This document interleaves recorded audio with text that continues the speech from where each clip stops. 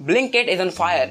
तो यहाँ पर लगभग पिछले 2 हफ्तों से इनके लगभग 2500 डिलीवरी पार्टनर्स स्ट्राइक करने लग रहे हैं, क्योंकि इनने अपना एक नया पेमेंट मॉडल इंट्रोड्यूस किया है, जिसके तहत जहां पहले इन लोगों को 25 रुपये मिलते थे, अब सिर्फ 15 रुपये मिलेंगे, यानी कि एक झटके में इनकी सैलरी आधी होने वाली है। तो यहाँ पर क्या मतलब कि भाई अगर तुम्हारा इन्वेस्टर का फंड खत्म हो रहा है, तुम लोग लॉसेस फेस कर रहे हो, तो मतलब कुछ भी करोगे, लोगों की सैलरी खा जाओगे क्या? तो यहाँ पर इसे देखकर अगर मैं बोलूँ कि अगले कुछ ही सालों में ये जितने भी 10 मिनट वाले हैं, Zepto, Dunzo, Blinkit, Swiggy, Instamart, ये सारे बैंकरप्ट हो जाएंगे, या फिर एक बड़ा रिटेल जाइंट जैसे कि डी मार्ट या फिर रिलायंस फ्रेश इनको एक्वायर कर लेगा, तो यहाँ पर कोई बड़ी चौंकने की बात नहीं होगी। तो यहाँ पर हम जानते हैं इस वीडियो में कि आखिर ये लोग नियर टू इम्पॉसिबल 10 मिनट की डिलीवरी कर कैसे लेते हैं, what is their working model, और ये लोग इतने ज़्यादा लॉसेस फेस करने के बावजूद भी 10 मिनट में माल आपके घर तक पहुंचाने के बावजूद भी आखिर ये लोग कैसे प्रॉफिट में आने वाले हैं, how will they become profitable, and at the last will they be able to survive the Indian quick commerce market और नॉट। तो ये सब जानने को मिलेगा सिर्फ इस एक वीडियो में। So let's know about the 10 minute delivery system with in just 10 minutes in this single video. So let's start this video. Instant food delivery segment. Many questions were raised about delivery partner safety as well as the 10-minute food delivery. Whether it's even possible or is it simply a marketing gimmick? Over the last year, India's e-commerce market has seen the evolution of quick commerce as one of its most in-demand verticals, while experts opine that this was a natural progression for online retailers. As we've seen with all the D2C players post-pandemic, CAC or customer acquisition cost has increased as well. So then how does it make sense for someone to be in business like this and be profitable? तो यहाँ पर सबसे पहले हमको Indian e commerce world के बारे में जानना पड़ेगा। तो ई कॉमर्स वर्ल्ड इन 3 चीज़ों में डिवाइडेड है, कॉस्ट, कन्वीनियंस एंड कैटलॉग। तो यहाँ पर अगर कोई भी कंपनी कॉस्ट ऑफर करती है तो उसको कन्वीनियंस और कैटलॉग सेक्रीफाइस करना पड़ेगा। अगर वो कन्वीनियंस ऑफर करती है तो ऑब्वियसली कॉस्ट और कैटलॉग सेक्रीफाइस करना पड़ेगा। तो फॉर एग्जाम्पल यहाँ पर बिग बास्केट जो कि एक अच्छा कैटलॉग ऑफर करता है, मीशो कॉस्ट ऑफर करता है, और जेप्टो, डंजो, ये सब, ब्लिंकिट, ये सब कन्वीनियंस ऑफर करते हैं। तो अब इनके अलावा एक बड़ा ई कॉमर्स जाइंट प्लेयर जैसे कि फ्लिपकार्ट और अमेजॉन, ये लोग एक अच्छा कैटलॉग और कॉस्ट 2 चीज़ें ऑफर करते हैं, इसलिए ये लोग ई कॉमर्स वर्ल्ड को डोमिनेट करते हैं। तो यहाँ से अब ये बेस बना स्टार्ट होता है। तो अब बात करते हैं क्विक कॉमर्स वर्ल्ड की। तो इस वर्ल्ड में कन्वीनियंस ही सबसे बड़ी चीज़ है, कन्वीनियंस ही बाप है। तो यहाँ पर जितनी भी कंपनी सारी हैं, डंजो, ब्लिंकिट, जेप्टो, इंस्टामार्ट, ये सारे कन्वीनियंस के ऊपर काम कर रहे हैं। 10 मिनट में ऑर्डर आपके घर तक ये लोग लेकर आ रहे हैं। तो अगर इनके गेम से कन्वीनियंस ही खत्म हो जाएगा तो इनका गेम ही खत्म हो जाएगा। इनका बिजनेस मॉडल कन्वीनियंस के ऊपर ही काम करता है। तो इन लोगों को कॉस्ट और कैटलॉग दोनों चीज़ें सेक्रीफाइस करनी पड़ेंगी अगर कन्वीनियंस को मेंटेन करके यहाँ पर रखना है एट द एंड। तो अब यहाँ पर एक क्वेश्चन उठता है कि आखिर ये लोग 10 मिनट के अंदर आपके घर तक कैसे ऑर्डर लेकर पहुँच जाते हैं, what is their working model.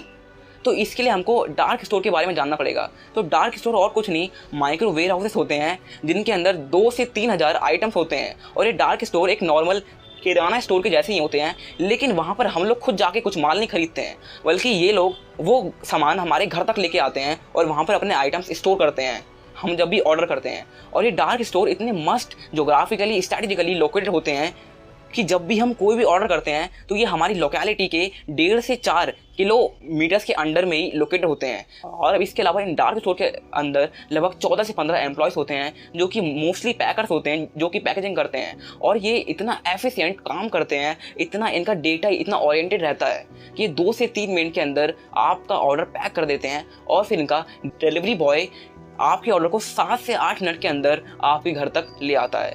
तो ऐसे ये डार्क स्टोर का मॉडल बहुत ही एफिशिएंटली यहाँ पर काम करता है।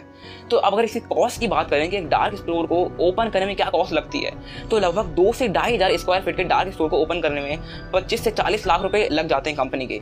और एक नॉर्मल स्टोर के अंदर लगभग 14 से 15 एम्प्लॉयज़ होते हैं। और अगर इसकी एवरेज ऑर्डर वैल्यू की बात करें तो लगभग 350 से 400 रुपये का इनका एवरेज ऑर्डर वैल्यू बनता है। और अगर इनके ग्रॉस प्रॉफिट की बात करें तो वो बनता है 16 से 20% का।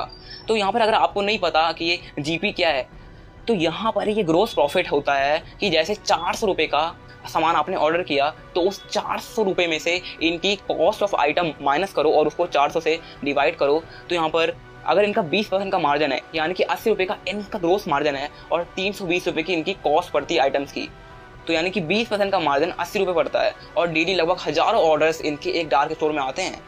तो अब आप बोलोगे कि भाई फिर तो पैसा ही पैसा होगा, प्रॉफिट ही प्रॉफिट, फिर क्यों ये लोग लॉस में है। तो यहाँ पर अगर आप ये एक चीज़ गौर करें कि ये भाई ग्रोस प्रॉफिट है, ये नेट प्रॉफिट नहीं है। क्योंकि भाई ग्रोस प्रॉफिट में से अभी भी बहुत सारे एक्सपेंसेस जैसे कि rental expenses, operating expenses, inventory expenses और एट द एंड इनका सबसे बड़ा एक्सपेंस वो है डिलीवरी बॉय की सैलरी का एक्सपेंस, वो अभी काटना बाकी है। तो ये सब काट कूट के आता है नेट प्रॉफिट। तो यहाँ पर अगर हम एक डिलीवरी बॉय की मैथ को देखें तो यहाँ पर एक डिलीवरी बॉय को लगभग 25 से 30 हज़ार की सैलरी मिलती है और वो एक दिन के अंदर लगभग 25 से 30 ऑर्डर्स यहाँ पर कंप्लीट करता है। तो एवरेज अगर 30,000 सैलरी ले लें और 25 ऑर्डर ले लें तो महीने के बनते 750 ऑर्डर्स और एक डिलीवरी बॉय को मिलता है 40 रुपये पर ऑर्डर। और कभी कभी ये कॉस्ट 40 से 60 या फिर 100 भी पहुँच जाती है ट्रैफिक और अनआइडेंटिफाइड लोकेशन की वजह से।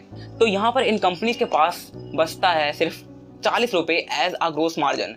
तो यहाँ पर मनी कंट्रोल की एक रिपोर्ट के हिसाब से मुंबई में एक डार्क स्टोर है जहाँ पर रोजाना लगभग 600 ऑर्डर्स होते हैं, यानी कि महीने के 18,000 ऑर्डर्स, और यहाँ पर हर एक ऑर्डर में 40 रुपये मार्जिन बचता है इन कंपनीज को। तो यानी कि महीने का हो गया 7,20,000 पर मंथ।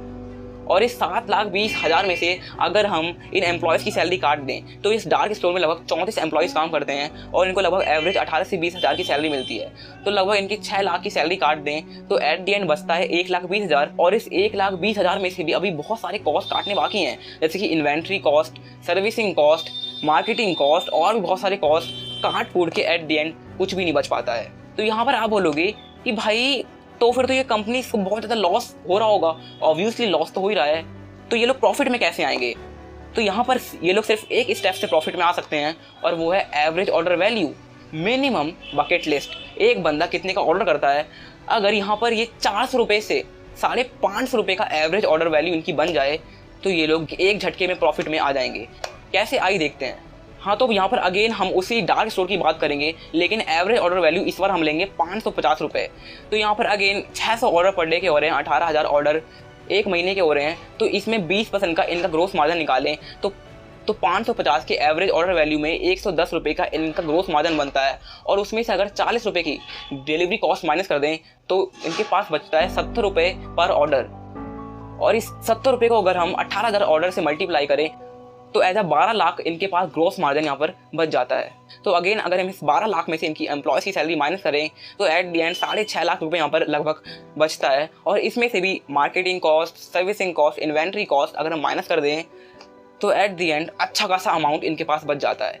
और अगर मैं स्केलिंग की बात करूँ कि अगर इनके पास बहुत ज़्यादा डार्क स्टोर हैं तो इनकी मार्केटिंग की कॉस्ट, सर्विसिंग की कॉस्ट, इन्वेंट्री की कॉस्ट कम हो जाती है और अगेन इनका प्रॉफिट ज़्यादा बन जाता है। तो यहाँ पर आप बोलोगे कि भाई वो सेम डार्क स्टोर जो पहले लॉस खा रहा था, सिर्फ अगर 100 से 150 रुपये की एवरेज ऑर्डर वैल्यू भर जाए तो वो डार्क स्टोर प्रॉफिटेबल बन सकता है। और अब ऐसे ही ये कंपनी यहाँ पर प्रॉफिटेबल बन सकती हैं।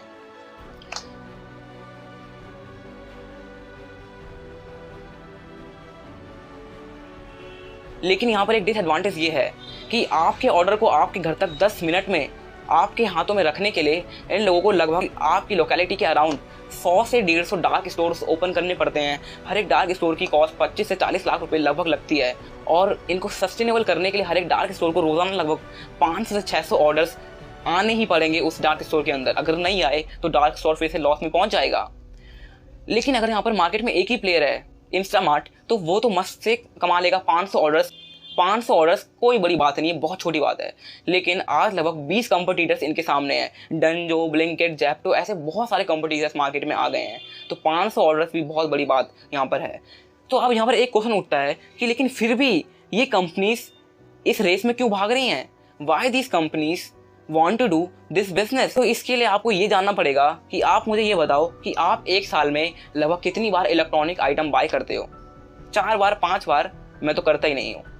और अगर कॉस्मेटिक आइटम की बात करें तो हर महीने में 2-3 बार बाय करते होगे। लेकिन अगर मैं आपसे पूछूं कि आप हर हफ्ते कितनी बार ग्रोसरी बाय करते हो, अनप्लान शेड्यूल, लगभग 4 से 5 बार। तो अब इसीलिए ये कंपनीज इस धंधे में टिकी हुई हैं, क्योंकि इनको पता है कि इंडिया में ज़्यादातर लोग अनप्लान्ड, अनस्ट्रक्चर यहाँ पर ग्रोसरीज बाय करते हैं। तो अब यहाँ पर एक डार्क स्टोर के बेनिफिट्स ये हैं कि इनको फ्रीक्वेंट ऑपरेशन मिल जाता है, जल्दी ये बहुत रैपिडली ये काम होता रहता है और इनके जो एम्प्लॉयज़ होते हैं उनका टाइम फुल्ली यूटिलाइज होता है। और at the end third benefit ये है डार्क स्टोर्स का कि इनको कंसिस्टेंट ऑर्डर्स मिलते रहते हैं और इनके पास एक बहुत ही तगड़ा डेटा रहता है कि हाँ, ये बंदा किस टाइम पे क्या चीज़ ऑर्डर करता है, जिससे ये और ज़्यादा एफिशिएंट बन जाते हैं और उनकी कॉस्ट कम हो जाती है ऐसे करके। तो ये 3-4 बेनिफिट डार्क स्टोर के होते हैं। तो अगर यहाँ पर इतने ज़्यादा बेनिफिट्स हैं इन डार्क स्टोर के, तो फिर भी ये कंपनीज लॉसेस में क्यों हैं और इन कंपनीज को क्या क्या चैलेंजेस यहाँ पर फेस करने पड़ रहे हैं प्रॉफिट में आने के लिए? तो यहाँ पर लगभग 5 मेन चैलेंजेस है जो इन कंपनीज को फेस करने पड़ रहे हैं। पहला कि भाई 20% यहाँ पर ग्रोस प्रॉफिट अचीव करना बहुत ही हार्ड है, जहाँ डी-मार्ट जैसा रिटेल जाइंट सिर्फ 16.5% का ही मार्जिन यहाँ पर अर्न कर पाता है। तो ये छोटे मोटे प्लेयर्स क्या ही अर्न कर लेंगे 20% का मार्जिन। और सेकंड प्रॉब्लम ये है कि पीक एफिशिएंसी इनके डिलीवरी पार्टनर्स अचीव नहीं कर पाते हैं। क्योंकि कभी कभी जो इनके डिलीवरी करने की कॉस्ट होती है वो ट्रैफिक की वजह से, अनआइडेंटिफाइड लोकेशन की वजह से 40 से 100 रुपये तक भी पहुंच जाती है। तो अगर 80 रुपये का मार्जिन बन रहा है, उसमें से 100 रुपये की अगर कॉस्ट ही पहुंच जाती है तो क्या बचता है कंपनी के पास? कुछ भी नहीं बचता।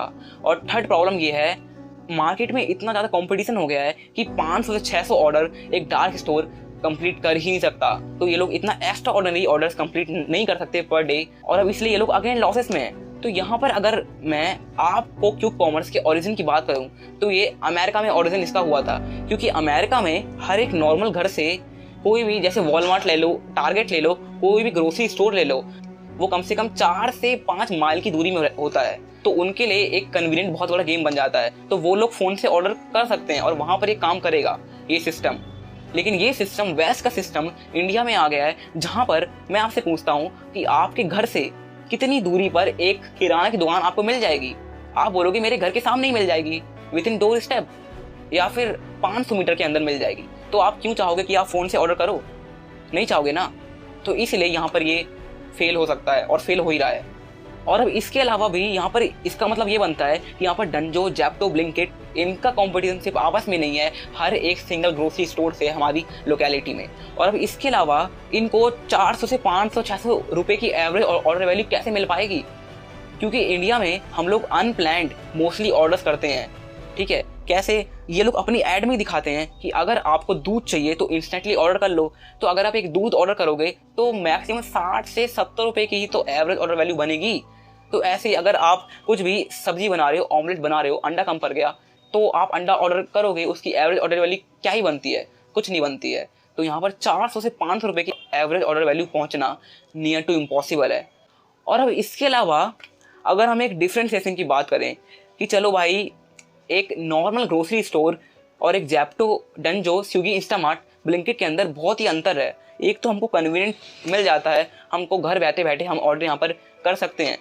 फिर भी कौन चल के जाए अगर आप इतनी ज़्यादा आलसी हो तो ये छोटा मोटा एडवांटेज मिल जाता है कन्वीनियंस का इनको। लेकिन फिर भी एट द एंड ये 5 प्रॉब्लम्स और चैलेंजेस इनको फेस करने पड़ रहे हैं। और जब तक ये प्रॉब्लम सॉल्व नहीं होगी, इनका कुछ नहीं होने वाला। ये लोग लॉसेस ही फेस करेंगे और अपना धंधे का नाश पेलते रहेंगे। तो अगर एट द एंड में अपने पर्सनल ओपिनियन की बात करूं तो मेरा ओपिनियन तो भाई यही है कि देखो, 10 मिनट में माल बेच के तुमको कुछ नहीं मिलने वाला। तुम लोगों को कन्वीनियंस तो दे दोगे, लेकिन उनसे एक्स्ट्रा कॉस्ट तुम चार्ज नहीं कर सकते। अगर तुम चार्ज करोगे तो मेरा क्या जा रहा है? मैं अपने घर के सामने वाली दुकान से जाऊंगा, बाय कर लूंगा दूध, नमक, चीनी, जो भी मुझको लेना है। तो यहाँ पर इन लोगों के पास कुछ भी ओवर एडवांटेज नहीं है। ठीक है, 10 मिनट के अंदर माल दो, लेना है तो लो। और अगर ये लोग यहाँ पर थोड़ा सा भी प्राइस हाइक करेंगे, अगर ये लोग एवरेज ऑर्डर वैल्यू लगभग 500 की कंपल्सरी करेंगे, तो मेरा क्या है? मैं फिर से जाऊँगा और अपने घर के सामने वाले स्टोर से बाय कर लूँगा। तो यहाँ पर एट द एंड कुछ नहीं होने वाला। जैसा कि मैंने वीडियो के स्टार्टिंग में ही कहा है, कुछ ही सालों के अंदर डी-मार्ट या फिर रिलायंस फ्रेश इनको एक्वायर कर लेगा और जो इनके डार्क स्टोर्स हैं उनको डी-मार्ट डार्क स्टोर या फिर रिलायंस डार्क स्टोर में चेंज कर देगा। क्योंकि जेप्टो, ब्लिंकिट, डंजो, कुछ भी बोलो, इनके पास एक तो बहुत खतरनाक चीज़ है और वो है the incredible data. And today data is gold mine. तो कौन सा बंदा किस टाइम पे क्या चीज़ ऑर्डर करता है, वो सब डेटा रिलायंस फ्रेश और डी-मार्ट को मिल जाएगा, जिसके थ्रू वो एफिशिएंटली और ज़्यादा तेज़ काम कर पाएंगे। 10 मिनट तो नहीं, 30 मिनट से 1 घंटे के अंदर आपके घर तक सामान पहुंच जाएगा। तो एट द एंड फ़ायदा रिटेल जाइंट्स को ही होने वाला है फ्यूचर में, और ये मेरा पर्सनल ओपिनियन है। तो आप क्या सोचते हो इस चीज़ के बारे में कि ये 10 मिनट की सर्विसेज होनी भी चाहिए कि नहीं? Because we need 10 minute ambulance service, we can still wait for the groceries.